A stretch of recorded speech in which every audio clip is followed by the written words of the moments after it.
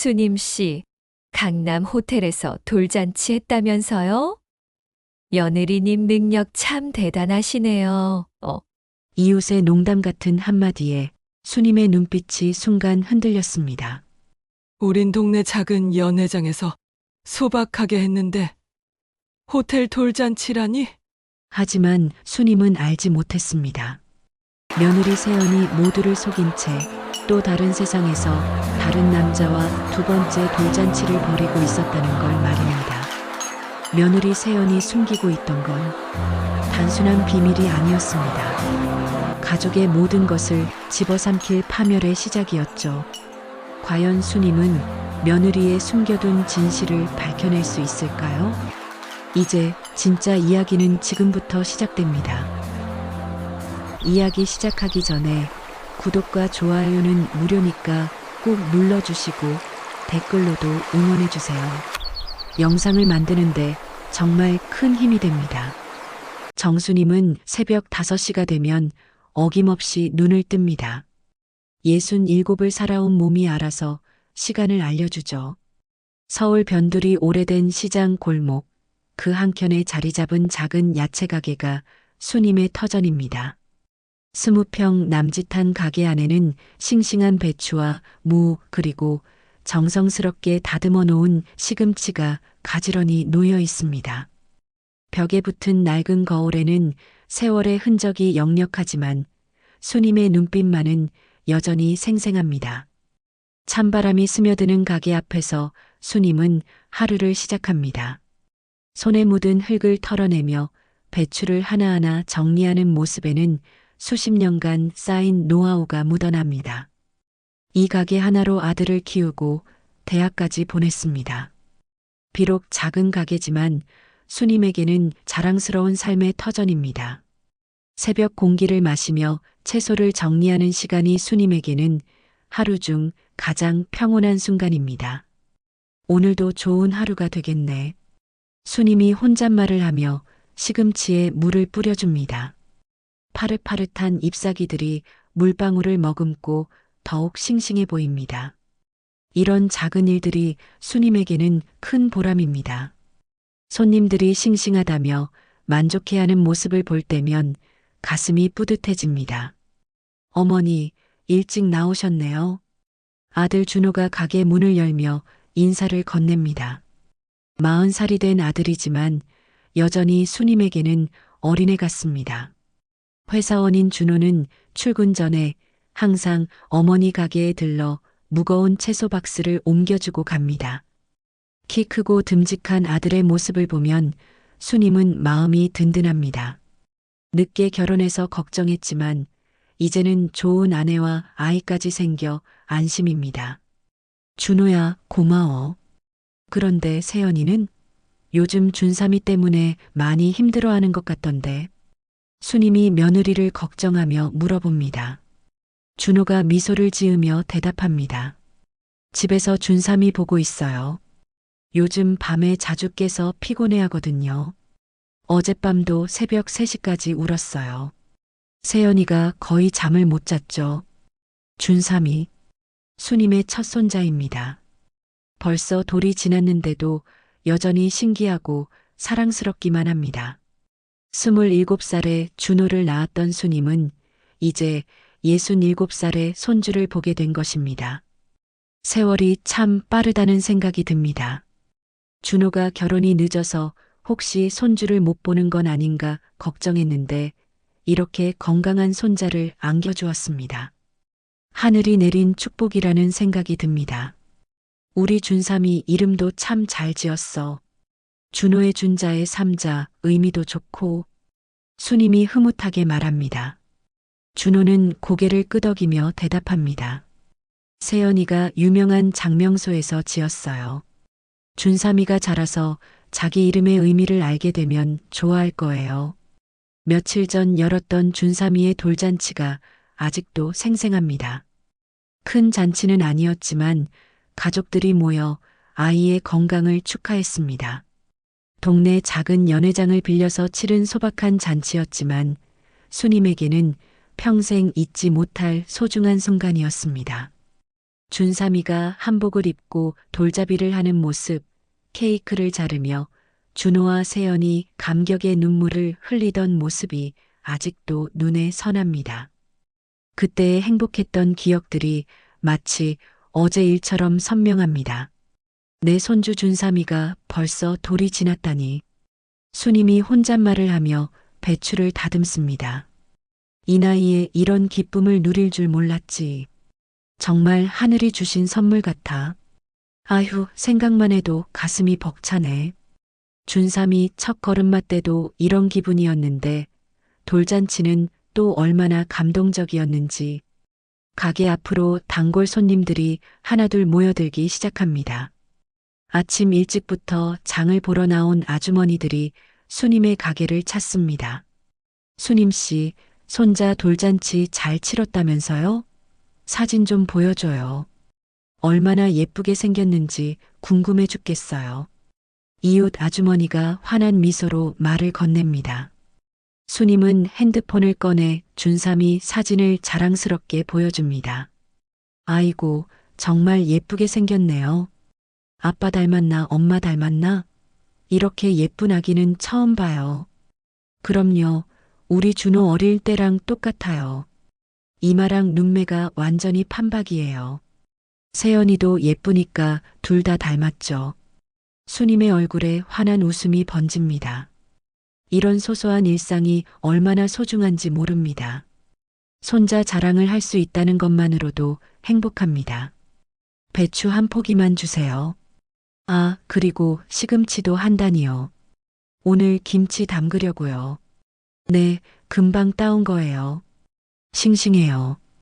김치 담그시면 정말 맛있을 거예요.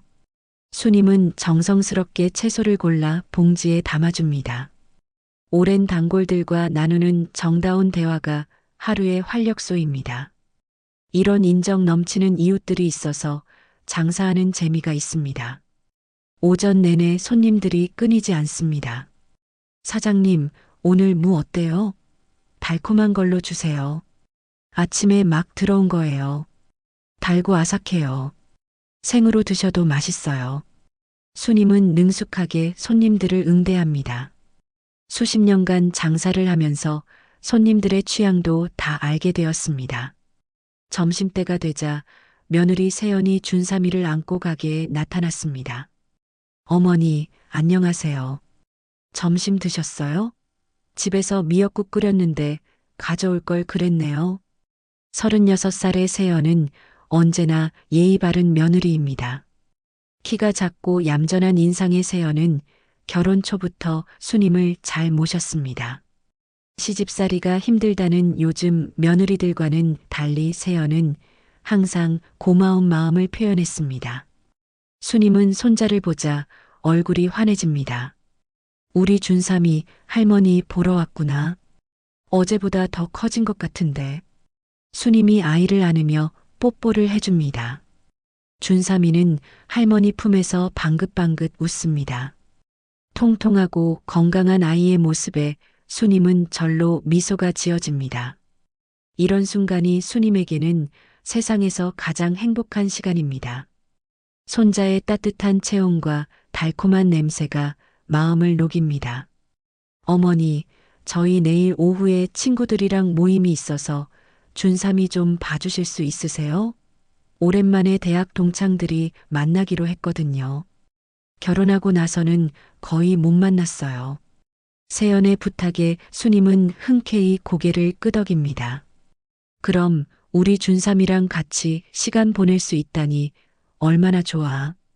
바빠도 우리 준삼이 볼 시간은 내야지. 너도 가끔 동창 만나야지.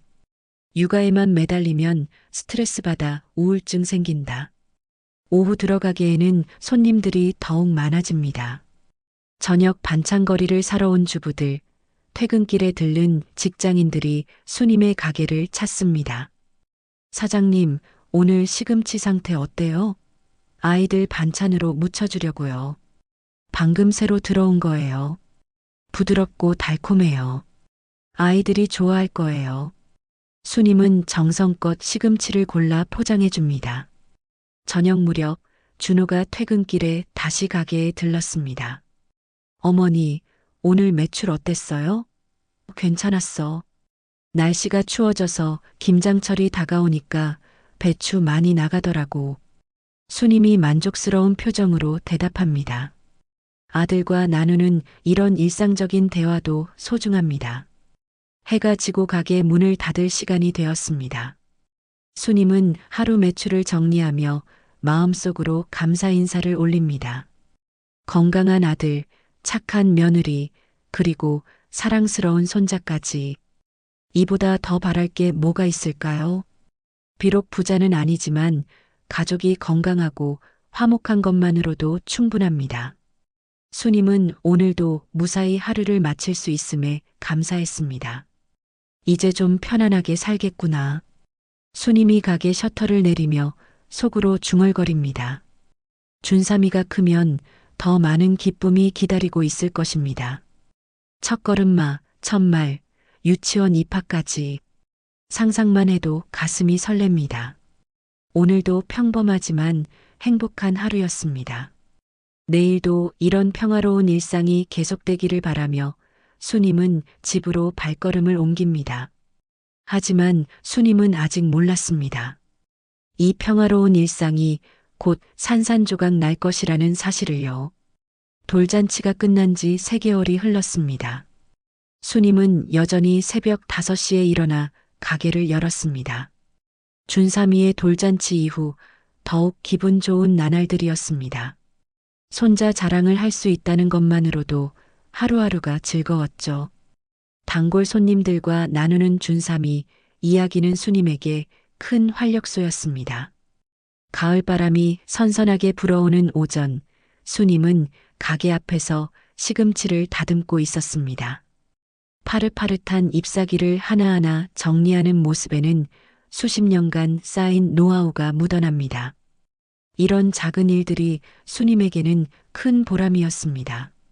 손님들이 싱싱하다며 만족해하는 모습을 볼 때면 가슴이 뿌듯해졌거든요. 오후 4시쯤 단골 손님 중 한 명인 김순자 아주머니가 가게에 나타났습니다. 김순자는 수님과 같은 나이로 30년 넘게 이 동네에서 살아온 오랜 친구였습니다. 평소보다 조금 늦은 시간에 나타난 김순자는 가방을 들고 급한 듯이 걸어왔습니다. 수님아, 안녕. 오늘 좀 늦었네. 김순자가 환한 미소로 인사를 건넵니다. 무 하나랑 배추 한 포기만 주면 돼. 어서 와, 순자야. 오늘따라 늦네. 무슨 일 있었어? 수님이 반갑게 맞으며 싱싱한 물을 골라줍니다. 아, 별일 없어. 그런데 말이야. 김순자가 물을 받으며 자연스럽게 말을 꺼냅니다. 손주 돌잔치, 강남 유명한 호텔에서 성대하게 했다면서? 정말 대단하네. 수님은 고개를 갸우뚱했습니다. 강남? 누구한테 들은 거야? 아닌데? 우리는 동네 작은 연회장에서 소박하게 했는데? 김순자는 배추를 고르며 대답했습니다. 아, 생선가게 사장님한테 들었어. 내 며느리가 사진 보여줬다더라. 정말 화려하더라고. 수님의 표정이 이상해졌습니다. 아니야, 그럴 리가 없어. 생선가게 사장님이 잘못 들었겠지. 우리는 정말 조그맣게 했어. 가족들만 모여서 케이크 자르고 돌잡이하고 그게 다였어. 그래. 그럼 내가 뭐 잘못 들었나? 아닌데. 이상하다. 김순자는 어깨를 으쓱하며 말했습니다. 워낙 소문이 이것저것 많이 돌아서 말이야. 수님은 고개를 끄덕이며 배추를 포장해줬습니다. 그래, 무슨 오해가 있었겠지. 생선가게 사장님이 다른 사람이랑 헷갈렸을 거야. 김순자가 물건값을 치르고 돌아간 후 수님은 혼자 중얼거렸습니다. 이상한 소문이네. 강남 호텔이라니. 우리가 언제 그런 데서 돌잔치를 했다고. 하지만 마음 한구석에는 작은 의문이 생겼습니다. 생선가게 사장님이 왜 그런 말을 했을까요? 평소에 거짓말하거나 사이 나쁜 관계도 아닌데 말이죠. 수님은 시금치를 다듬으면서도 계속 그 생각이 머릿속을 맴돌았습니다. 점심시간이 다가오자 손님들이 하나둘 모여들기 시작했습니다. 사장님, 오늘 무 어때요? 싱싱해요. 아침에 막 들어온 거예요. 수님은 능숙하게 손님들을 응대했지만 아까 김순자가 한 말이 자꾸 신경 쓰였습니다. 혹시 세연이가 친정에서 따로 뭔가 했나? 수님이 혼잣말을 했습니다. 하지만 그런 일이 있으면 당연히 말했겠지. 오후 2시쯤 또 다른 단골 손님인 박영숙 아주머니가 가게에 들렀습니다. 수님아, 시금치 한 단만 줘. 응, 영수가. 잘 왔어. 수님이 싱싱한 시금치를 골라주며 말했습니다. 그런데 말이야, 아까 생선가게에서 이야기 들었어. 박영숙이 말을 꺼냅니다. 수님의 귀가 번쩍했습니다. 무슨 이야기? 너네 손주 돌잔치 말이야. 호텔에서 정말 화려하게 했다던데? 사진도 봤다더라고. 박영숙의 말에 수님은 당황했습니다. 아니야, 그건 오해야. 우리는 동네 연회장에서 했어. 생선가게 사장님이 뭔가 잘못 알고 계신 것 같아. 수님이 급하게 해명했습니다. 그래, 그럼 다른 사람 이야기인가 보네. 사장님이 잘못하셨나 봐. 박영숙이 고개를 끄덕였습니다. 하지만 수님의 마음은 편하지 않았습니다. 한 사람이 말했다면 실수일 수 있지만 두 사람이 같은 이야기를 한다는 것은 뭔가 이상했습니다.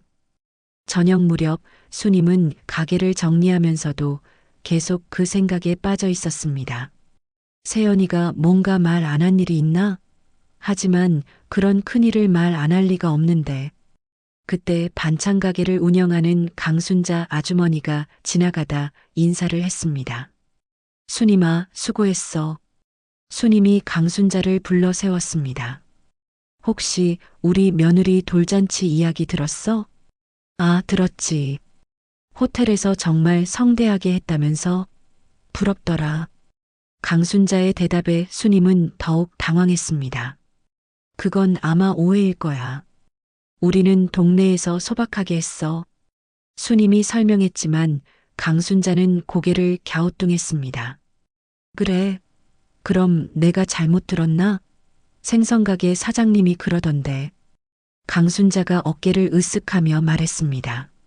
집으로 돌아가는 길에 수님은 계속 생각에 잠겼습니다. 왜 이런 소문이 퍼진 걸까? 하지만 수님은 여전히 확신했습니다. 분명히 오해야. 세연이가 그런 일을 하고 말 안 할 리가 없어. 그리고 준호도 모를 리가 없고. 그날 밤 수님은 잠자리에 들면서도 그 생각을 떨쳐낼 수 없었습니다. 마음 한편으로는 불안함이 스멀스멀 올라왔습니다. 왜 이런 소문이 생겼을까요? 그리고 왜 여러 사람이 같은 이야기를 하는 걸까요? 수님은 이불을 덮으며 혼잣말했습니다. 며느리가 사진을 보여줬다니? 분명히 생선가게 사장님이 오해를 하신 거겠지. 내일 확인해 봐야지. 하지만 잠은 쉽게 오지 않았습니다. 작은 의심의 씨앗이 마음 한구석에 자리 잡기 시작했으니까요. 내일이면 모든 오해가 풀릴 거라고 생각하면서도 왠지 모를 불안감이 가슴을 짓눌렀습니다. 아마 별일 아닐 거야. 세연이가 설명해주면 다 해결될 거야. 수님은 스스로를 달래며 눈을 감았습니다.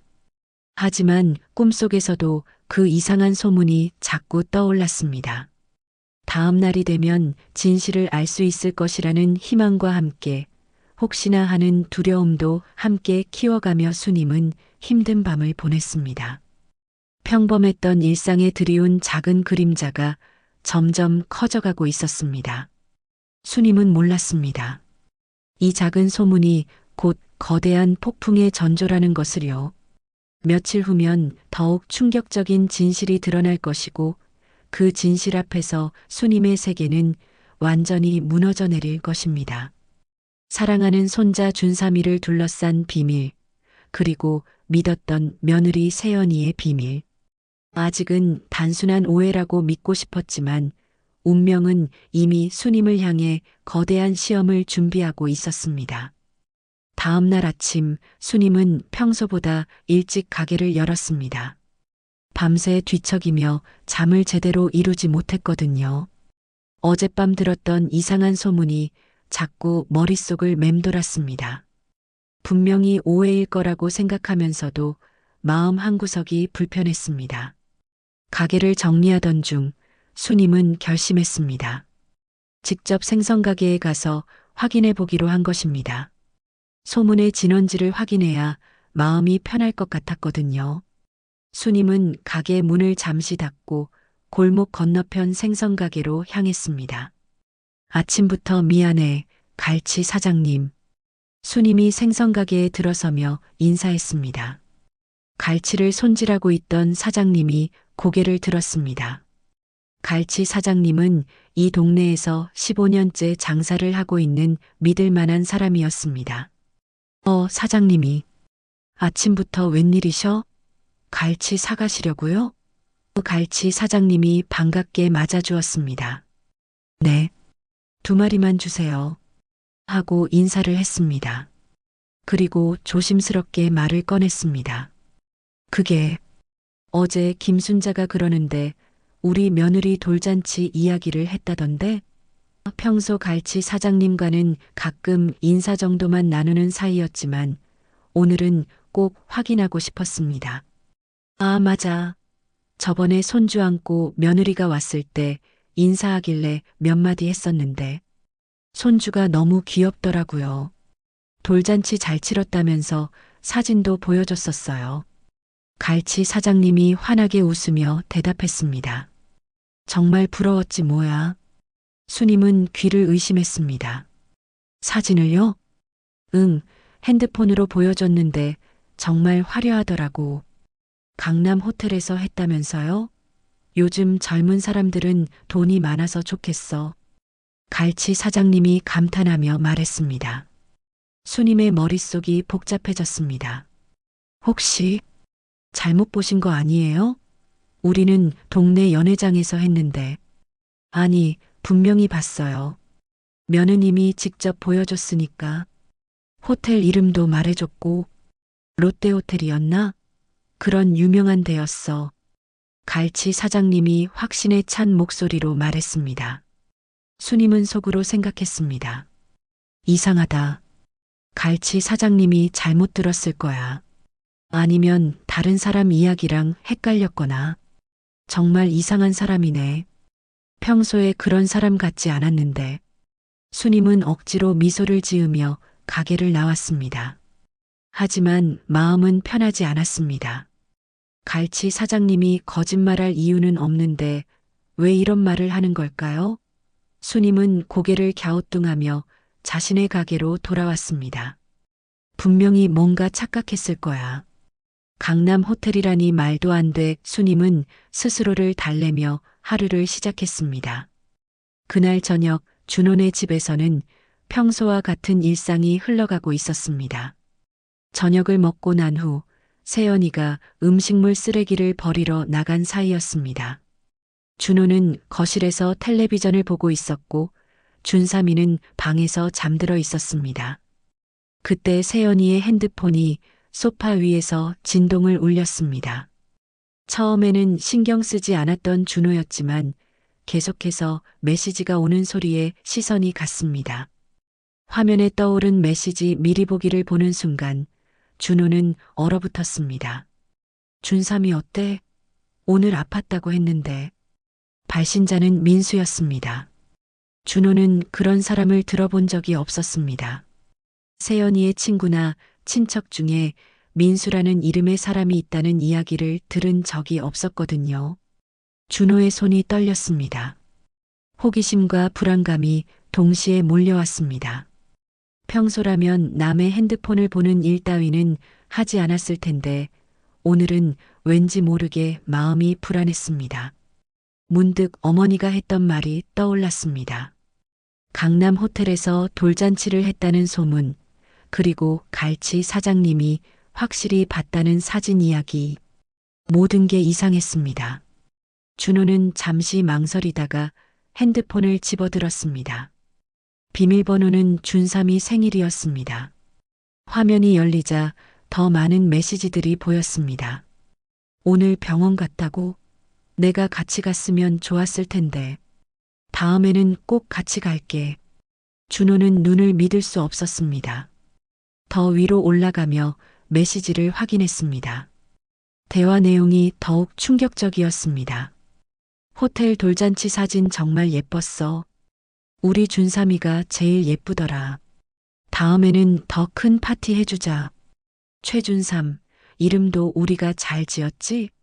준호의 머릿속이 하얘졌습니다. 준삼의 이름은 세연이가 유명한 장명소에서 지었다고 했는데 도통 이해할 수가 없었습니다.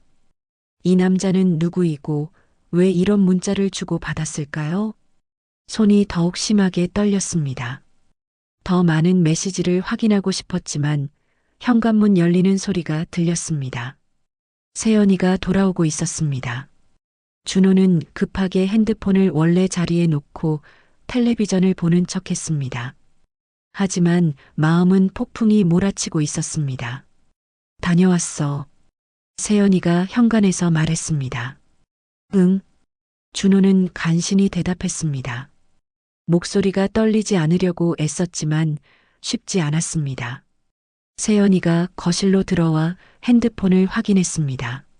새로운 메시지가 와 있는 것을 보고는 재빨리 답장을 보냈습니다. 준호는 그 모습을 지켜보며 가슴이 철렁 내려앉았습니다. 그날 밤 준호는 잠을 이룰 수 없었습니다. 세연이 옆에서 편안하게 잠들어 있는 모습을 보니 더욱 혼란스러웠습니다. 과연 무슨 일이 벌어지고 있는 걸까요? 준호는 세연이의 잠든 모습을 조심스럽게 확인했습니다. 깊고 규칙적인 숨소리가 들렸습니다. 완전히 잠든 것 같았습니다. 준호는 조심스럽게 세연이의 핸드폰을 집어들었습니다. 손이 떨렸지만 진실을 알아야 했습니다. 비밀번호를 입력하고 메시지함을 더 자세히 들여다봤습니다. 민수라는 정체불명의 사람과 대화하는 내용이 1년 반 전부터 시작되어 있었습니다. 준호는 숨을 죽이며 하나씩 확인해 나갔습니다. 내일 산부인과 같이 가자. 우리 아기 어떻게 자라고 있는지 보고 싶어. 태명은 뭘로 할까? 준호의 심장이 멈출 것 같았습니다. 임신 초기부터 이 남자와 함께 병원을 다녔다는 뜻이었습니다. 더 위험한 내용도 있었습니다. 사진첩을 확인하자 더욱 충격적인 장면들이 펼쳐졌습니다. 강남 호텔에서 찍은 돌잔치 사진들, 그리고 그 사진 속에는 준호가 아닌 다른 남자가 준삼이를 안고 있었습니다. 키가 크고 잘생긴 남자가 마치 진짜 아빠처럼 행동하고 있었습니다. 동영상도 있었습니다. 갓난 준삼이에게 콜라를 먹이는 남자의 모습이 담긴 영상이었습니다. 촬영자는 세연이었고 그 남자는 최민수였습니다. 우리 준삼이 콜라 좋아하네. 아빠 닮았나? 영상 속에서 최민수가 웃으며 말했습니다. 준호는 핸드폰을 떨어뜨릴 뻔했습니다. 갓난아기에게 콜라를? 그리고 왜 자신을 아빠라고 부르는 걸까요? 더 많은 사진들이 있었습니다. 세연이와 최민수가 함께 아기용품을 사는 사진, 함께 산부인과에서 찍은 초음파 사진까지 마치 진짜 부부처럼 보였습니다. 준호는 온몸이 떨렸습니다. 자신이 알고 있던 모든 것이 거짓이었습니다. 사랑하는 아내와 아들, 그 모든 것이 사실은 다른 누군가의 것이었을 수도 있다는 생각에 세상이 무너지는 것 같았습니다. 다음 날 아침 준호는 어머니 가게에 일찍 들렀습니다. 평소보다 훨씬 이른 시간이었습니다. 밤새 한숨도 자지 못한 채로 새벽부터 길을 나섰던 것입니다. 얼굴은 창백했고 눈에는 혈관이 터져 있었습니다. 준호야, 왜 이렇게 일찍 왔어? 얼굴도 안 좋고. 무슨 일 있었어? 수님이 걱정스럽게 물었습니다. 아들의 상태가 심상치 않아 보였거든요. 엄마, 어제 말씀하신 그 소문, 사실일 수도 있을 것 같아요. 준호의 목소리가 떨렸습니다. 밤새 본 것들이 머릿속에서 맴돌고 있었습니다. 왜? 무슨 일 있었어? 수님이 불안한 마음으로 물었습니다. 준호는 어젯밤에 본 메시지들과 사진들에 대해 자세히 말했습니다. 최민수라는 남자와 세연이가 주고받은 메시지들, 강남 호텔에서 찍은 돌잔치 사진들, 그리고 준삼이에게 콜라를 먹이는 동영상까지. 수님의 얼굴이 점점 굳어졌습니다. 그럼 정말로 세연이가. 수님이 중얼거렸습니다. 우리 준삼이가 혹시. 엄마, 저도 믿고 싶지 않아요. 하지만 증거들이 너무 많아요. 준호가 절망적인 목소리로 말했습니다. 우리랑 돌잔치 한 지 3개월 만에 서울 강남 호텔에서 성대하게 또 했더라고요. 가짜 친인척들 동원해서요. 준호는 믿어지지가 않았습니다. 수님은 주저앉을 뻔했습니다. 믿고 사랑했던 며느리가 이런 일을 저질렀다니. 그리고 사랑하는 손자가 혹시 다른 남자의 아이일 수도 있다니. 상상만으로도 가슴이 찢어질 것 같았습니다. 준호야, 그래도 확실하지 않잖아. 세연이한테 직접 물어봐야 해. 수님이 간신히 말했습니다. 어떻게 물어봐요? 당신 바람났냐고? 준삼이가 내 아들 맞냐고? 준호의 목소리가 높아졌습니다. 그날 오후 세연이가 준삼이를 안고 수님의 가게에 나타났습니다. 평소와 다름없는 모습이었지만 수님과 준호의 눈에는 모든 것이 달라 보였습니다. 어머니, 안녕하세요. 오늘 날씨가 좋네요. 세연이가 환하게 웃으며 인사했습니다. 수님은 억지로 미소를 지으며 손자를 안았습니다. 우리 준삼이 왔구나. 하지만 수님의 마음은 복잡했습니다. 이 아이가 정말 자신의 친손자일까요? 아니면 다른 남자의 아이일까요? 세연아, 어제 준호가 그러는데 핸드폰에서 이상한 메시지를 봤다던데? 수님이 조심스럽게 물어봤습니다. 세연이의 표정이 순간 굳어졌습니다. 무슨 메시지요? 최민수라는 사람과 주고받은 메시지 말이야. 수님이 직접적으로 말했습니다. 세연이는 당황하는 기색을 보이더니 이내 침착하게 대답했습니다. 아, 그분은 그냥 친구예요. 별거 아니에요. 친구가 왜 준삼이를 자기 아들이라고 하는 거야? 수님의 목소리가 날카로워졌습니다. 그건 그냥 친근하게 표현한 거예요. 요즘 친구들끼리 그렇게 말하거든요. 세연이가 변명했습니다. 그럼 호텔 돌잔치는 뭐야? 수님이 다그쳤습니다. 세연이는 한참 망설이다가 입을 열었습니다. 어머니, 사실은 그냥 친구들이 축하해준다고 해서 간 거예요. 별거 아니라서 말 안 했어요. 별거 아니라고? 호텔에서 성대하게 돌잔치 하는 게 별거 아니야? 수님의 목소리가 높아졌습니다. 그때 준호가 가게에 들어왔습니다. 퇴근 시간보다 훨씬 이른 시간이었습니다. 세연이를 보자 표정이 싸늘해졌습니다. 우리 이야기 좀 해야겠어. 준호가 차가운 목소리로 말했습니다. 오빠, 무슨 일이야? 세연이가 당황스러워했습니다. 최민수가 누구야? 준호가 직접적으로 물었습니다. 세연이의 얼굴이 새하얘졌습니다. 그냥 친구야. 친구가 왜 준삼이한테 콜라를 먹여? 갓난아기한테? 준호의 목소리가 떨렸습니다. 그건 세연이가 말을 잇지 못했습니다. 그리고 왜 임신 초기부터 그 사람과 병원을 다녔어? 나는 왜 몰랐어? 준호가 계속 다그쳤습니다. 세연이는 더 이상 변명할 수 없었습니다. 모든 것이 들통난 상황이었습니다. 세연은 미안해.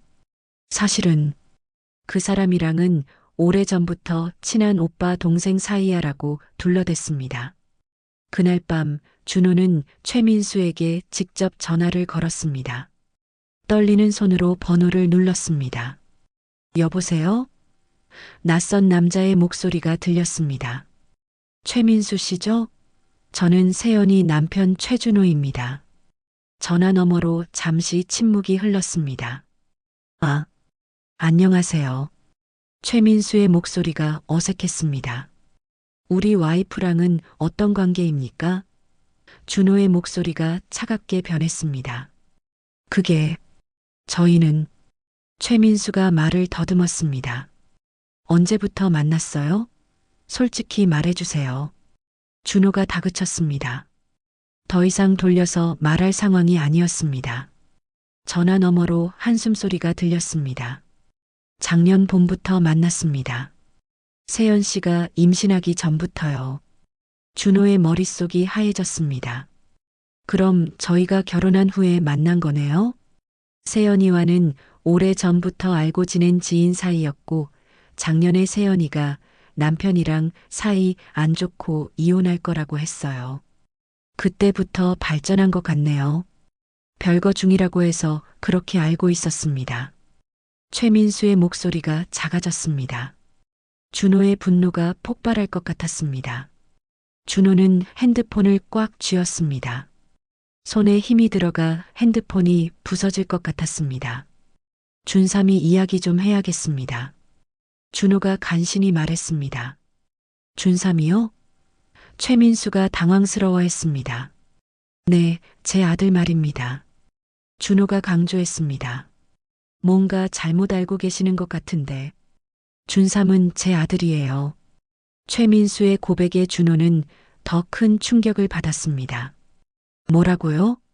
세연 씨랑 임신 초기부터 같이 병원 다녔습니다. 이름도 같이 지었고요. 최민수가 말했습니다. 한 아이를 두고 두 남자가 각자 친부라고 주장하는 기막힌 상황이 벌어졌습니다. 그럼 친자 확인을 해야겠네요. 준호가 간신히 말했습니다. 그게 좋을 것 같습니다. 최민수도 동의했습니다. 전화를 끊고 난 후 준호는 세연이를 바라봤습니다. 세연이는 울기만 할 뿐 대답하지 못했습니다. 자신의 거짓말로 인해 모든 것이 엉망이 되어버렸습니다. 수님도 밤새 잠을 이루지 못했습니다. 사랑하는 손자가 혹시 다른 남자의 아이일 수도 있다는 생각에 가슴이 찢어질 것 같았습니다. 하늘이 무너져도 솟아날 구멍이 있다는데 세상에 어찌 되려고. 수님은 망연자실하며 하늘을 원망하기까지 했습니다. 준삼이는 이 모든 상황을 모른 채 평화롭게 잠들어 있었습니다. 과연 이 아이의 진짜 아버지는 누구일까요? 그리고 이 가족은 어떻게 될까요? 준삼이를 둘러싼 진실이 하나씩 드러나면서 가족 간의 갈등은 걷잡을 수 없이 커져갔습니다. 준호는 최민수와의 전화 통화 후 며칠 동안 집에 들어가지 않았습니다. 어머니 가게에서 밤을 보내거나 친구 집을 전전하며 지냈습니다. 세연이와 마주보고 있을 수가 없었거든요. 수님도 마찬가지였습니다. 며느리에 대한 실망감과 손자에 대한 걱정으로 밤잠을 설쳤습니다. 가게 일도 제대로 손에 잡히지 않았습니다. 단골 손님들이 물어봐도 괜찮다고 대답할 뿐이었습니다. 수님아, 요즘 얼굴이 안 좋은데 무슨 일 있어? 김순자 아주머니가 걱정스럽게 물어봤습니다. 별일 없어? 그냥 좀 피곤해서. 수님이 억지로 웃으며 대답했습니다. 이런 창피한 일을 어떻게 남에게 말할 수 있겠습니까? 한편 세연이는 친정집에 가 있었습니다. 준호가 집에 들어오지 않자 견디기 어려워서 준삼이를 데리고 친정으로 피한 것입니다. 친정 부모님도 사정을 알고 나서는 할 말을 잃었습니다. 세연아, 너 정말 그런 일을 저질렀니? 세연이의 어머니가 믿을 수 없다는 표정으로 물었습니다. 엄마, 나도 어쩔 수 없었어. 준호 오빠는 너무 바빠서 관심도 없었고 최민수 오빠는 나를 진짜 사랑해줬어. 세연이가 울먹이며 변명했습니다. 그래도 그렇지, 결혼한 몸으로 어떻게 그런 짓을? 아버지가 화를 내며 소리쳤습니다. 일주일이 지난 후 준호는 결국 친자 확인 소송을 진행하기로 결심했습니다. 더 이상 애매한 상황을 두고 볼 수 없었거든요. 변호사 사무실을 찾아가 상담을 받았습니다. 이런 경우에는 법원에서 친자 확인 소송을 진행해야 합니다. DNA 검사를 통해 생물학적 아버지를 확실히 가려낼 수 있어요. 변호사가 설명했습니다. 그럼 준삼이도 검사를 받아야 하는 건가요? 준호가 걱정스럽게 물었습니다. 네, 아이의 타액이나 머리카락을 채취해서 검사하게 됩니다. 아이에게는 전혀 해롭지 않으니 걱정하지 마세요. 변호사가 안심시켰습니다. 소송 서류가 세연이에게 전달되자 세연이는 더욱 당황했습니다. 이제 정말로 돌이킬 수 없는 상황이 된 것입니다. 세연 씨, 법원에서 친자 확인 소송이 접수됐습니다. 세연이의 핸드폰으로 법원 직원의 연락이 왔습니다. 세연이는 떨리는 손으로 최민수에게 전화를 걸었습니다. 오빠, 큰일 났어. 그 사람이 친자 확인 소송을 냈어. 그럴 줄 알았어. 나도 각오는 하고 있었어. 최민수의 목소리도 무거웠습니다. 오빠, 우리 어떻게 해? 세연이가 울먹였습니다. 일단 검사를 받아보자. 진실이 밝혀져야 해. 이때까지만 해도 최민수는 준삼이가 자신의 친아들이라는 것을 추호도 의심하지 않았습니다. 최민수는 이혼한 경력이 있었고 이미 두 아들과 어머니와 함께 단독주택에 살고 있었습니다. 큰 아들 이름이 준일, 둘째 아들 이름이 준이로 준 돌림자이었고 그래서 셋째 아들 이름을 준삼으로 지었던 것이었죠. 어떻게 알았는지 소문은 빠르게 났습니다. 이웃들이 수군거리기 시작한 것입니다. 수님 씨네 며느리가 무슨 일에 휘말린 것 같던데 법원에서 뭔가 왔더라고. 혹시 이혼하는 건 아닐까? 수님은 이런 시선들이 견디기 어려웠습니다. 수십 년 동안 이 동네에서 성실하게 살아왔는데 이제 와서 이런 창피를 당하다니. 수님아, 무슨 일이야? 요즘 소문이 많이 도는데. 갈치 사장님이 조심스럽게 물어봤습니다. 별일 없어요. 그냥 가족 간에 좀 복잡한 일이 있어서. 수님이 고개를 숙이며 대답했습니다. 준호는 하루라도 빨리 진실을 알고 싶었습니다. 준호는 몰래 준삼이의 머리카락을 가지고 검증된 사설 유전자 검사기관에 의뢰했습니다. 이 검사는 얼마나 정확한가요? 준호가 검사기관 직원에게 물어봤습니다. 99.9% 이상의 정확도를 보장합니다. 법원에서도 인정하는 공식 검사기관이에요. 직원이 자신있게 대답했습니다. 결과는 언제 나와요? 준호가 다급하게 물었습니다. 3일 후면 결과가 나옵니다. 직원의 말에 준호는 고개를 끄덕였습니다. 그 3일이 준호에게는 평생 중 가장 긴 시간이었습니다. 밤잠을 설치며 결과를 기다렸습니다. 혹시 준삼이가 자신의 아이가 아니라면 어떻게 해야 할까요? 드디어 결과가 나왔습니다. 준호는 떨리는 손으로 봉투를 열었습니다. 친자관계 확률 99.99%. 결과를 본 순간 준호는 무릎이 꺾였습니다. 준삼이는 분명히 자신의 친아들이었습니다. 준삼아, 미안해. 아빠가 너를 의심해서 정말 미안해. 준호가 혼자 중얼거렸습니다. 하지만 기쁨도 잠시, 이제 남은 것은 무너진 가족관계를 어떻게 복구할 것인가 하는 문제였습니다. 세연이의 배신은 사실이었고 최민수는 여전히 준삼이를 자신의 아들이라고 믿고 있었습니다. 준호는 어머니에게 먼저 결과를 알려드렸습니다.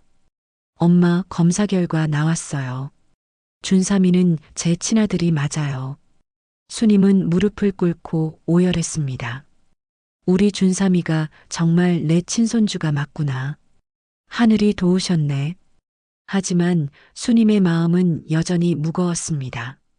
준삼이가 친손자라는 기쁨과 함께 며느리에 대한 분노와 실망감이 교차했습니다. 그럼 이제 세연이는 어떻게 할 거야? 수님이 물었습니다. 모르겠어요. 어떻게 해야 할지. 준호도 답을 찾지 못했습니다. 최민수에게는 따로 연락을 했습니다. 최민수 씨, 검사 결과가 나왔습니다. 어떻게 나왔나요? 최민수의 목소리가 떨렸습니다. 준삼이는 제 친아들입니다. 준호가 단호하게 말했습니다. 전화 너머로 한동안 침묵이 흘렀습니다. 뭐라고요? 이럴 수가. 말도 안 돼. 최민수가 크게 놀라고 당황했습니다. 그동안 자신의 아들이라고 믿고 사랑했던 아이가 사실은 다른 사람의 아이였던 것입니다. 최민수의 실망감은 이루 말할 수 없었습니다. 세연이는 어떻게 해야 할지 몰랐습니다. 남편에게 돌아갈 수도 없고 최민수에게 갈 수도 없는 상황이 되어버렸습니다. 이제 어떻게 할 거야? 최소한 아이 엄마니 존중해서 묻는 거야. 준호가 차가운 목소리로 물었습니다. 상처 입은 가족의 마음은 과연 치유될 수 있을까요? 그리고 이 모든 혼란 속에서 준삼이의 미래는 어떻게 될까요? 친자 검사 결과가 나온 후 가족들 사이의 분위기는 더욱 복잡해졌습니다. 준삼이가 준호의 친아들이라는 사실이 밝혀졌지만 세연이의 배신으로 인한 상처는 쉽게 아물지 않았습니다. 세연이도 친정에서 숨죽이고 있었습니다. 수님은 손자가 친손자라는 기쁨과 함께 복잡한 감정에 휩싸여 있었습니다. 가게에서 혼자 있는 시간이 많아지면서 자꾸만 생각에 잠겼습니다. 우리 준삼이는 내 친손주가 맞지만 이 아이가 자라면서 이 모든 일을 알게 되면 어떻게 될까? 수님이 혼잣말했습니다. 며칠 후 세연이가 준삼이를 안고 수님의 가게에 나타났습니다. 오랜만에 보는 며느리의 모습은 초라했습니다. 눈이 퉁퉁 부어 있었고 살도 많이 빠져 있었습니다. 어머니, 안녕하세요. 세연이가 조심스럽게 인사했습니다. 수님은 손자를 보자 마음이 복잡해졌습니다. 사랑스러운 손자이지만 이 아이를 데려온 며느리를 보니 화가 났습니다. 세연아, 준삼이 좀 보자. 수님이 차가운 목소리로 말했습니다. 네. 세연이가 조심스럽게 준삼이를 수님에게 건넸습니다. 수님은 손자를 안으며 눈물이 났습니다. 우리 준삼이 할머니가 얼마나 걱정했는지 알아? 세연이는 고개를 숙이고 있었습니다. 무슨 말을 해야 할지 몰랐습니다. 세연아, 너 정말 어떻게 이런 일을 저질렀니? 우리 집안을 얼마나 우습게 봤으면 두 집 살림이 가당키나 하니? 간이 부어도 분수가 있지. 수님이 참았던 화를 터뜨렸습니다. 어머니, 정말 죄송해요. 변명의 여지가 없어요. 세연이가 울먹이며 말했습니다. 죄송하다고? 그 말로 다 해결돼? 우리 준호가 얼마나 힘들어하는지 알아? 수님의 목소리가 높아졌습니다. 세연이는 계속 고개를 숙이고 울기만 했습니다. 수님은 더 화가 났지만 손에 안고 있는 준삼이 때문에 참을 수밖에 없었습니다. 어머니, 저 정말 후회하고 있어요. 어떻게 하면 용서받을 수 있을까요? 세연이가 간절하게 물었습니다. 용서? 지금 와서 용서를 바래? 너 때문에 우리 가족이 얼마나 망가졌는지 알아? 수님이 분노했습니다. 그때 준호가 가게에 들어왔습니다. 세연이를 보자 표정이 굳어졌습니다. 뭐하러 왔어? 준호가 차갑게 물었습니다. 오빠, 우리 이야기 좀 해요. 세연이가 애원하듯 말했습니다. 무슨 이야기? 더 할 말 있어? 준호의 목소리에는 분노가 담겨 있었습니다. 오빠, 정말 미안해요. 저 정말 잘못했어요. 세연이가 무릎을 꿇으며 빌었습니다. 미안하다고? 그 말로 다 끝나? 넌 지금까지 나한테 거짓말만 했잖아. 준호가 소리쳤습니다. 수님은 준삼이가 울까봐 걱정이 되었습니다. 준호야, 목소리 좀 낮춰. 준삼이가 놀란다. 준호는 아들을 보자 마음이 복잡해졌습니다. 자신의 친아들이 맞다는 것을 확인했지만 여전히 마음이 편하지 않았습니다. 솔직히 말해. 왜 그랬니? 내가 그렇게 우스웠어? 어떻게 그렇게 과감하게 두 집 살림을 해? 말이 되냐고. 준호가 따져 물었습니다. 오빠가 너무 바빠서 저한테 관심이 없는 것 같았어요. 세연이가 변명했습니다. 내가 밤낮 없이 그렇게 일하는 게 다 누구를 위한 건데 그래. 그게 바람 피울 이유가 돼? 어떻게 그렇게 철저히 나를 속이고 준삼이도 속이고. 준호의 분노가 폭발했습니다. 오빠, 저도 어쩔 수 없었어요. 외로웠어요. 세연이가 울었습니다. 외로웠다고? 그럼 이혼하자고 말하면 되잖아. 왜 속였어? 왜? 난 너를 100% 믿었어. 준삼이 아프다고 서울 병원 입원했다고 할 때 난 철석같이 믿고 얼마나 가슴 아팠는지 알아? 아픈 아이 위해서 난 최선으로 일할 수밖에 없었다고. 준호가 다그쳤습니다. 수님은 두 사람의 대화를 들으며 가슴이 아팠습니다. 이렇게 된 이상 이 부부가 다시 예전처럼 지낼 수 있을까요? 최민수하고는 어떻게 할 거니? 수님이 물었습니다. 이제 연락 안 해요. 준삼이가 오빠 아들이라는 걸 알고 나서 포기했어요. 세연이가 대답했습니다. 이혼해. 이렇게는 못 살아. 준호는 분노하며 소리쳤습니다. 그날 밤 준호는 어머니와 깊은 대화를 나눴습니다. 준삼이는 세연이가 데려가고 둘만 남은 가게에서 진솔한 이야기를 했습니다. 엄마, 저 어떻게 해야 할까요? 준호가 절망적인 목소리로 물었습니다. 준호야, 이제 내가 결정해야 해. 엄마가 대신 결정해 줄 수는 없어. 수님이 말했습니다. 세연이를 용서할 수 있을까요? 준호가 고민했습니다. 그건 내 마음이야. 하지만 준삼이를 생각해서라도 신중하게 결정해야 해.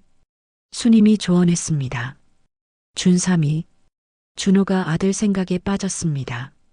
그 아이는 아무 잘못이 없어. 어른들 때문에 피해를 봐서는 안 돼. 수님이 강조했습니다. 며칠 후 세연이는 뜻밖의 소식을 들려왔습니다. 최민수가 갑자기 연락을 해왔다는 것입니다. 마지막으로 준삼이 한 번만 볼 수 있을까? 최민수의 간절한 부탁이었습니다. 세연이는 고민했습니다. 준호에게 말해야 할지 말지 말아야 할지. 오빠한테 말해야 하는 거 아니야? 세연이가 친정 어머니에게 물었습니다. 당연히 말해야지. 또 숨기면 어떻게 해?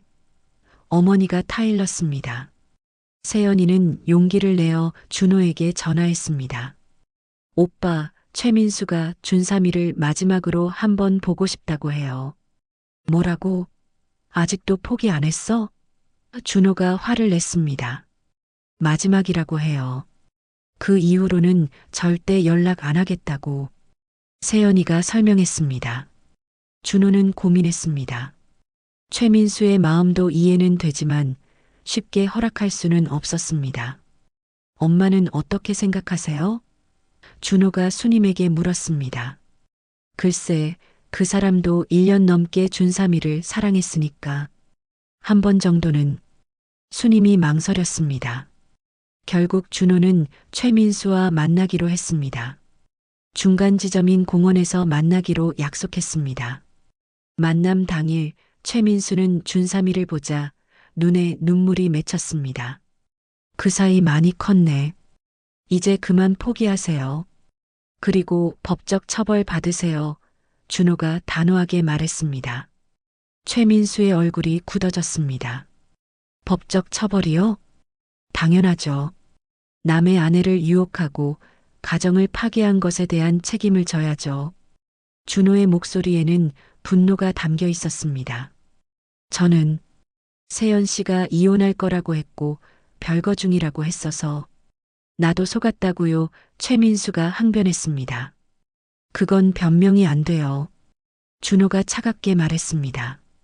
최민수는 할 말이 없었습니다. 자신의 행동이 얼마나 큰 잘못이었는지 이제야 깨달았습니다. 하지만 곧 최민수의 표정이 바뀌었습니다. 아니, 잠깐만요. 저도 피해자라고요. 세연 씨가 저를 속인 거잖아요. 준호가 어이없다는 표정을 지었습니다. 뭐라고요? 저도 1년 넘게 속았다고요. 별거 중으로 알았고 도장만 안 찍었지 이혼한 거나 다름없다고 해서 이렇게 된 거라고요. 임신할 때도 산부인과 같이 다녔고 산후조리원에 있을 때도 저도 거기서 자기도 했고 퇴근하고 가기도 했어요. 이런 일이 있을 줄은 꿈에도 몰랐어요. 어떻게 안 믿을 수 있겠어요? 최민수가 목소리를 높였습니다. 그래서요? 준호가 차갑게 반응했습니다. 저도 법적 조치 취하겠어요. 사기죄로 고발할 거예요. 최민수가 큰 소리쳤습니다. 준호는 생각에 잠겼습니다. 자신은 아이와 아내를 위해 밤, 낮 없이 바쁘게 회사 일에 빠져 있었습니다. 그 즈음에 아내는 항상 아들 준삼이를 구실 삼아 서울 병원에 다녀온다는 핑계를 댔었고 23일씩 입원을 한 적이 여러 번이었습니다. 준호는 미숙아로 태어난 준삼이 너무 가여웠기 때문에 당연한 줄로만 여겼던 것입니다. 준호는 이제서 모든 퍼즐이 맞춰짐을 느꼈습니다. 세연이는 아들 준삼을 방패 삼아 바람을 피우고 있었던 것입니다. 준호는 한 번도 낌새를 눈치채지 못했던 것이 이렇게 가슴의 한으로 남을 줄은 꿈에도 몰랐습니다. 최민수의 말에 준호는 당황했습니다. 산후조리원까지 함께 있었다니 세연이의 거짓말이 얼마나 치밀했는지 새삼 깨달았습니다. 하지만 그렇다고 해서 최민수를 이해할 수는 없었습니다. 그런 식으로 따지면 전 어떻고요? 바람난 줄도 모르고 애 아파서 병원 다니는 줄로만 알았는데 두 집 살림이라니. 준호가 기가 막혀 했습니다. 하지만 저는 정말 몰랐어요. 세연 씨가 그렇게 얘기해서 곧 이혼할 거라고 철석같이 믿었고 애 엄마를 추호도 의심해 본 적이 없어요. 최민수가 억울해했습니다. 두 남자의 대립은 더욱 격해졌습니다. 서로가 피해자라고 주장하면서도 동시에 상대방을 원망하고 있었습니다. 여기서 싸워봤자 소용없어요. 이제 법정에서 만나죠. 준호가 최민수에게 등을 돌렸습니다.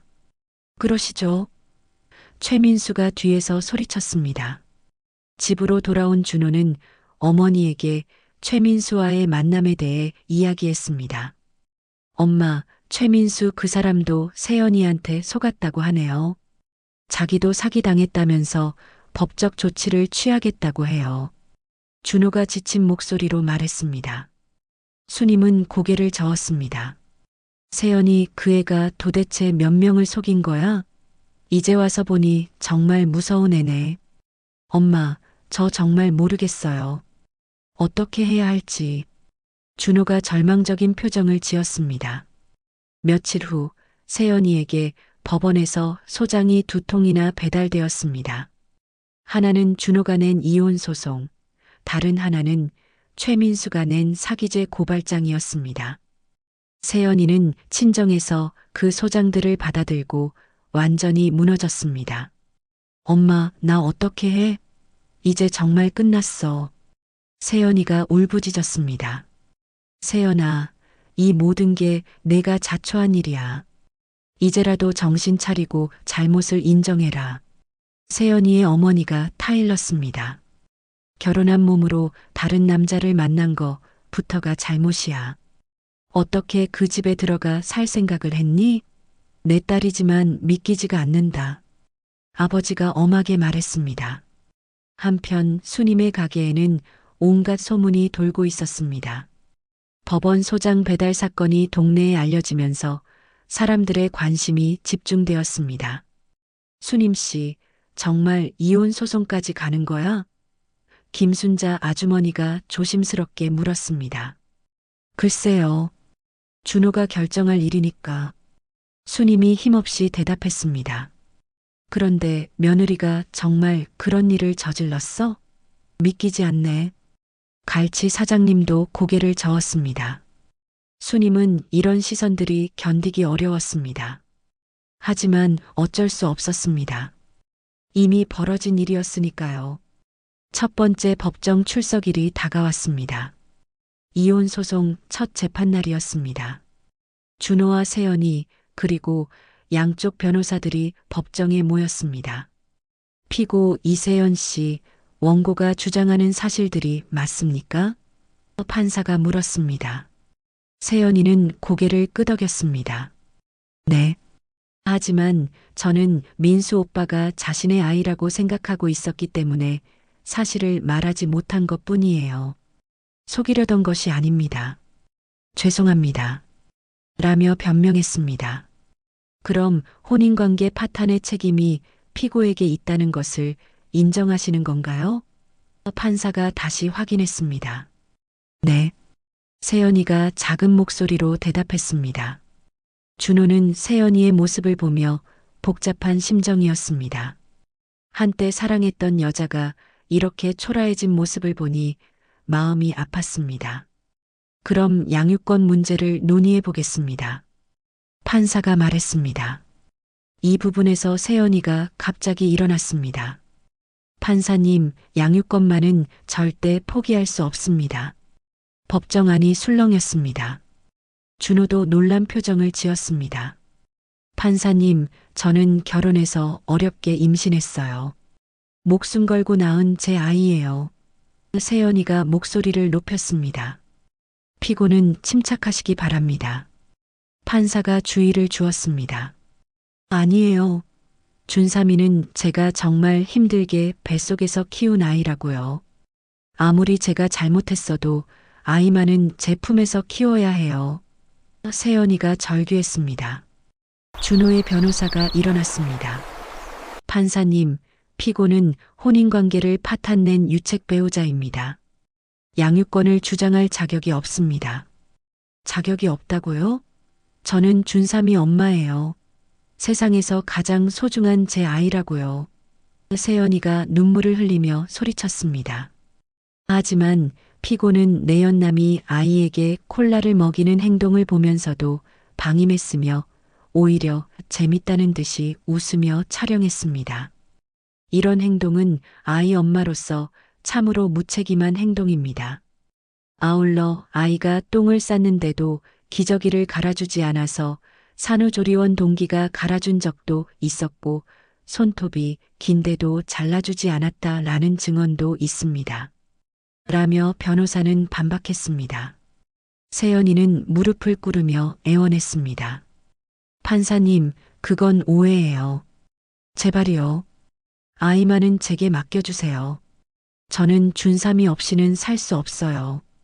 피고의 심정은 이해하지만 아이의 복리를 최우선으로 고려해야 합니다. 판사가 냉정하게 말했습니다. 제가 더 잘 키울 수 있어요. 엄마가 키우는 게 당연하잖아요. 세연이가 계속 주장했습니다. 준호도 참을 수 없어서 일어났습니다. 지금까지 한 행동을 생각해봐. 내가 아이에게 좋은 엄마가 된다고 생각해? 양심적으로 생각해봐. 넌 자격 없어. 오빠도 바빠서 아이 돌볼 시간 없잖아. 저는 시간이 많아요. 세연이가 반박했습니다. 시간 문제가 아니잖아. 넌 엄마 자격이 없어. 준호가 차갑게 말했습니다. 재판은 몇 시간 동안 계속되었습니다. 세연이는 끝까지 양육권을 포기하지 않겠다고 주장했습니다. 저는 준삼이를 위해서라면 무엇이든 할 수 있어요. 제발 기회를 주세요. 세연이가 마지막으로 애원했습니다. 판사는 고민했습니다. 이 사건은 신중한 판단이 필요합니다. 다음 재판에서 최종 결정을 내리겠습니다. 재판이 끝난 후 준호는 세연이에게 다가갔습니다. 너 정말 양육권 포기하지 않을 거야? 준호가 물었습니다. 절대 포기 안 해. 준삼이는 내 목숨보다 소중한 아이야. 세연이가 단호하게 말했습니다. 그럼 법정에서 끝까지 싸우자는 거야? 준호가 확인했습니다. 그래. 끝까지 싸울 거야. 내 아이 포기할 수 없어. 세연이가 눈물을 흘리며 말했습니다. 일주일 후에는 최민수가 낸 사기죄 재판이 열렸습니다. 이번에는 최민수가 원고였고 세연이가 피고였습니다. 피고는 원고에게 별거를 한 상태가 아님에도 별거했다고 했고 곧 이혼한다고 한 게 사실입니까? 판사가 물었습니다. 네, 맞습니다. 세연이가 인정했습니다. 그리고 원고로부터 호텔 돌잔치 비용, 생활비 등 금전적 지원을 받았습니까? 판사가 계속 물었습니다. 네. 세연이가 작게 대답했습니다. 최민수는 세연이가 자신에게서 받은 돈이 총 3천만 원이 넘는다고 주장했습니다. 호텔 돌잔치 비용, 산후조리원 비용, 아기용품 구입비 등이었습니다. 피고는 이 금액에 대해 어떻게 생각하십니까? 판사가 물었습니다. 세연은 대답하지 못하고 울고만 있었습니다. 세연이에게는 변상할 돈이 있을 리 없었습니다. 친정도 형편이 넉넉하지 않았고 이제 이혼까지 하게 되면 더욱 어려워질 상황이었습니다. 재판이 모두 끝난 후 수님은 준호와 진지한 대화를 나눴습니다. 준호야, 세연이가 양육권을 포기하지 않겠다고 하네? 수님이 물었습니다. 네, 엄마. 저도 끝까지 싸울 거예요. 준호가 대답했습니다. 그럼 우리 준삼이는 어떻게 돼? 수님이 걱정했습니다. 법정에서 결정할 일이에요. 저는 절대 포기 안 해요. 준호가 말했습니다. 수님은 한숨을 쉬었습니다. 참 어지럽다. 그래도 우리 준삼이만큼은 잘 지켜야지. 그날 밤 수님은 잠들기 전에 준삼이를 바라봤습니다. 평화롭게 잠든 손자의 모습을 보니 마음이 복잡했습니다. 우리 준삼이 어른들 때문에 힘들겠지만 할머니가 꼭 지켜줄게. 수님이 속으로 다짐했습니다. 양육권을 둘러싼 마지막 싸움이 시작되었습니다. 과연 준삼이는 누구의 품에서 자라게 될까요? 양육권을 둘러싼 마지막 재판날이 다가왔습니다. 법정에는 준호와 세연이 그리고 양쪽 가족들이 모두 모였습니다. 수님도 떨리는 마음으로 방청석에 앉아 있었습니다. 준삼이의 미래가 오늘 결정될 것이었습니다. 양육권 결정에 앞서 아동보호 전문가의 의견서를 검토했습니다. 판사가 엄숙하게 말을 시작했습니다. 세연이는 가슴이 두근거렸습니다. 지난 한 달 동안 아동보호 전문가가 자신과 준호의 양육 환경을 면밀히 조사했었습니다. 전문가 의견에 따르면 현재 상황에서는 부의 양육이 아동의 복리에 더 적합하다고 판단됩니다. 판사의 말에 세연이의 얼굴이 새하얘졌습니다. 판사님, 그럴 수 없어요. 세연이가 일어서며 소리쳤습니다. 피고는 정숙하시기 바랍니다. 판사가 경고했습니다. 제발요. 준삼이는 제 아이예요. 엄마 없이 어떻게 살아요. 세연이가 울부짖었습니다. 하지만 판사의 결정은 번복되지 않았습니다. 본 법원은 피고의 모성애는 인정하나 혼인관계 파탄의 주된 책임이 피고에게 있고 현재 피고의 경제적, 사회적 여건을 종합적으로 고려할 때 원고에게 양육권을 인정하는 것이 아동의 복리에 부합한다고 판단합니다. 세연이는 그 자리에서 무너져 내렸습니다. 안 돼요. 안 된다고요. 준호는 복잡한 심정이었습니다. 양육권을 얻었지만 기쁘지만은 않았습니다. 세연이의 절망적인 모습을 보니 마음이 아팠습니다. 다만 피고에게는 월 1회 면접교섭권을 인정합니다. 판사가 덧붙였습니다. 월 1회요?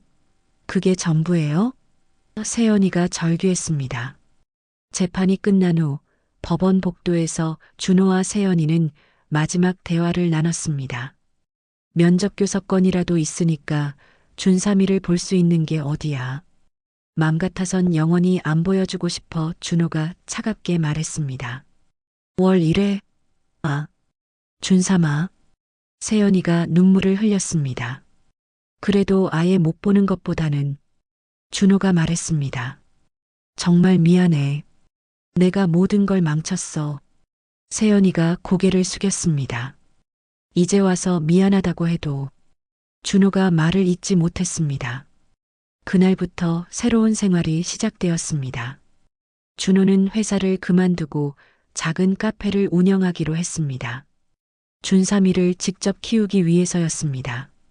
준호야, 회사 그만두고 괜찮겠어? 수님이 걱정했습니다. 엄마, 이제는 준삼이가 우선이에요. 돈보다 중요한 게 아니잖아요. 준호가 단호하게 말했습니다. 수님도 가게를 정리하고 아들을 도왔습니다. 손자를 키우는 일에 전념하기로 한 것입니다. 우리 준삼이, 이제 할머니가 항상 옆에 있어줄게. 수님이 손자를 안으며 말했습니다. 카페는 동네에서 조금 떨어진 조용한 곳에 차렸습니다. 2층은 거주 공간으로 1층은 카페로 운영했습니다. 수님은 2층에서 준삼이를 돌보고 준호는 1층에서 카페를 운영했습니다. 아빠, 맘마. 준삼이가 걸음마를 시작하면서 첫 마디를 했습니다. 우리 준삼이가 아빠라고 하네. 준호가 감격해서 눈물을 흘렸습니다. 수님도 기뻐했습니다. 이제 진짜 우리 가족이 된 것 같네. 한편 세연이는 친정에서 힘든 시간을 보내고 있었습니다. 최민수에게 배상금을 갚기 위해 아르바이트를 여러 개 했습니다. 하지만 3천만 원이라는 큰 돈을 갚기는 쉽지 않았습니다. 면접교섭일이 되면 세연이는 준삼이를 만났습니다. 하지만 한 달에 한 번, 하루에 몇 시간씩만 만날 수 있었습니다. 준삼아, 엄마야. 엄마 기억나? 세연이가 간절하게 물었습니다. 하지만 준삼이는 세연이를 낯설어 했습니다. 할머니와 아빠랑만 지내다 보니 엄마가 누구인지 기억하지 못했습니다. 엄마, 엄마라고 해줘. 세연이가 울먹였습니다. 아빠, 할머니. 준삼이는 세연이 대신 준호와 수님을 찾았습니다. 세연이의 마음은 찢어질 것 같았습니다. 자신이 낳은 아이가 자신을 알아보지 못한다니. 시간이 흐르면서 준호네 가족은 안정을 찾아갔습니다. 카페 운영도 순조로웠고 준삼이도 건강하게 자라고 있었습니다. 그런데 어느 날 준호는 충격적인 사실을 알게 되었습니다. 법원을 드나들며 최민수에 대해 더 자세히 알게 되는 과정에서였습니다. 변호사가 최민수의 가족관계 증명서를 보여주며 설명했습니다. 최민수 씨는 이혼남이에요. 전처와의 사이에 두 아들이 있는데 첫째가 최준일, 둘째가 최준이에요. 변호사가 말했습니다. 준호는 그 말을 듣는 순간 온몸이 떨렸습니다. 최준일, 최준이. 그리고 우리 아이가 최준삼. 그럼 혹시 준삼이 이름도? 준호가 떨리는 목소리로 물었습니다. 아마 그럴 가능성이 높습니다. 최민수 씨가 준삼이를 자신의 셋째 아들로 생각해서 준자에 1, 2, 3순서로 이름을 지은 것 같네요. 변호사가 안타까운 표정으로 말했습니다. 준호는 그 자리에서 주저앉을 뻔했습니다. 세연이가 유명한 장명소에서 지었다고 했던 준삼이의 이름이 사실은 최민수가 자신의 셋째 아들로 여기며 지은 것이었습니다. 엄마, 큰일 났어요. 준호가 수님에게 급히 달려갔습니다. 왜? 무슨 일이야? 수님이 놀라며 물었습니다. 준호는 변호사에게 들은 이야기를 그대로 전했습니다. 최민수가 이혼남인데 첫째 아들이 최준일, 둘째가 최준이래요. 그리고 우리 준삼이가. 수님은 그것을 듣고 분노했습니다. 이 아이가 정말 우리 준삼이를 그 남자의 셋째 아들로 생각해서 이름을 지었다고? 네, 엄마. 준일, 준이, 준삼. 순서대로 지은 거예요. 준호가 주먹을 쥐었습니다. 우리 아이 이름에 다른 남자의 흔적이 있다니. 참을 수 없어요. 준호가 분노했습니다. 그날부터 준호는 계명 절차를 밟기 시작했습니다. 법원에 계명 신청서를 제출했습니다. 계명 사유를 명확히 기재해 주세요. 법원 직원이 말했습니다. 아이의 이름이 제3자가 자신의 자녀 순번에 맞춰 지었음을 뒤늦게 알게 되어 정신적 고통을 받고 있습니다. 준호가 정확히 적었습니다. 몇 주 후 계명이 허가되었습니다. 준삼이는 이제 현우가 되었습니다. 현우야, 너의 새 이름이야. 지혜롭고 덕망 있는 사람이 되라는 뜻으로 아빠가 지은 이름이야. 준호가 아들을 안으며 말했습니다. 현우? 아이가 신기해했습니다. 응, 더 좋은 이름으로 바뀐 거야. 현우는 현명하고 지혜롭다는 뜻이야. 수님이 손자에게 설명해줬습니다. 할머니, 현우 좋아. 아이가 환하게 웃었습니다. 동네 사람들도 이름이 바뀐 이유를 알고 나서는 준호 가족을 더욱 따뜻하게 대해줬습니다. 준호 씨, 정말 잘했어요. 그런 의미로 지어진 이름으로 평생 살 수는 없죠. 단골 손님이 공감했습니다. 현재 준호는 카페를 운영하며 아들 현우를 키우고 있습니다. 수님은 여전히 손자를 돌보며 행복한 할머니 역할을 하고 있습니다. 사랑하는 내 손주 현우야, 이제는 정말로 우리만의 이름으로 새 출발하는구나. 수님이 손자를 안으며 중얼거렸습니다. 세연이는 아직도 아르바이트를 하며 빚을 갚고 있습니다. 가끔 현우를 보러 오지만 이제는 완전히 남이 된 기분입니다. 두 번의 돌잔치로 시작된 가족의 혼란은 이제 완전히 정리되었습니다. 현우라는 새로운 이름과 함께 진정한 가족의 사랑 속에서 새로운 시작을 하고 있습니다. 과거의 아픈 기억들은 모두 지우고 오직 사랑과 희망만이 남은 채로 말입니다. 지금도 수님은 매일 아침 일어나면 가장 먼저 손자 현우의 얼굴을 바라봅니다. 평화롭게 잠들어 있는 아이의 모습을 보며 감사의 마음을 느낍니다. 비록 힘들고 아픈 시간들이 있었지만 그 모든 시련을 통해 진정한 가족의 소중함을 깨달았습니다. 준호도 매일 카페에서 손님들을 맞으며 새로운 삶에 만족하고 있습니다. 현우가 아빠라고 부르며 달려올 때마다 가슴이 벅차오릅니다. 혼자서 아이를 키우는 일이 쉽지는 않지만 어머니와 함께라면 무엇이든 해낼 수 있다는 확신이 있습니다. 그리고 현우는 밝고 건강하게 자라고 있습니다. 아빠와 할머니의 사랑을 받으며 어떤 어려움도 이겨낼 수 있는 강한 아이로 성장하고 있습니다. 두 번의 돌잔치로 시작된 혼란은 끝났지만 진정한 사랑으로 쌓아 올린 가족의 이야기는 지금도 계속되고 있습니다. 오늘 이야기 마음에 와닿으셨나요? 혹시 다 들으셨다면 잘 들었습니다라는 한마디만 남겨주시면 큰 힘이 됩니다. 여러분의 하루에도 따뜻한 햇살 같은 순간들이 가득하길 바라요. 구독과 좋아요는 저에게 큰 힘이 됩니다. 다음 시간에는 더 깊고 감동적인 이야기로 찾아뵙겠습니다. 오늘도 함께 해주셔서 감사합니다.